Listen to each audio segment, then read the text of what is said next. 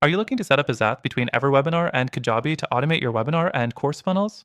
Well, in this quick video, I'm going to show you exactly how to integrate these two powerful platforms seamlessly.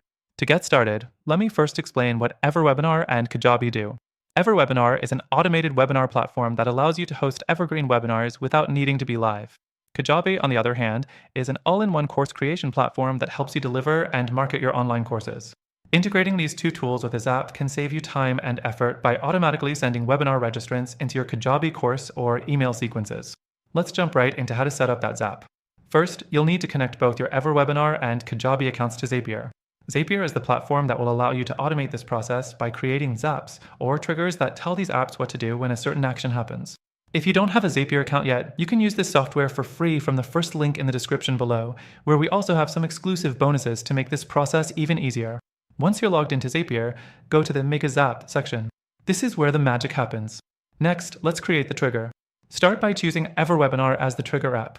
You'll select the trigger event, which is often something like New Webinar Registration or New Attendee. This means every time someone registers for your webinar, it will trigger the next steps in your Zap. Now, let's move on to connecting your Kajabi account. Once your trigger is set up, you'll want to choose Kajabi as the action app. In this case, you'll likely be adding the attendee to a course or an email sequence. For example, after they register, you can automatically add them to your Kajabi course or tag them for a follow-up email series.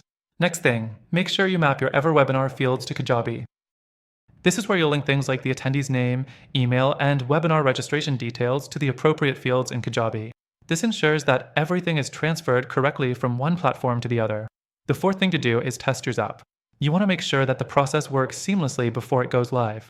Test it by registering for one of your webinars and verifying that the information is correctly passed into Kajabi. After testing, hit Turn on Zap to make sure your Zap is active.